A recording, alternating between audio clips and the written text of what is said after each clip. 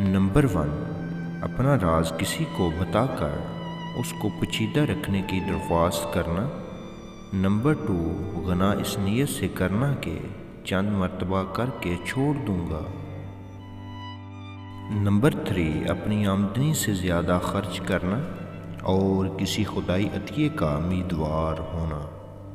Number 4، انسان کے متعلق ظاہری شکل و صورت دیکھ کر رائے قائم کرنا۔ نمبر 5، اپنے والدین کی خدمت نہ کرنا اور اپنی اولاد سے خدمت کی توقع کرنا۔ نمبر 6، جو کام خود سے نہ ہو سکے سب کے لیے ناممکن سمجھنا۔ نمبر 7، بیکاری میں آئندہ کے لیے خیالی پلاؤ پکانا اور خوش ہونا۔ نمبر 8، اپنے آپ کو سب سے عقل مند سمجھنا۔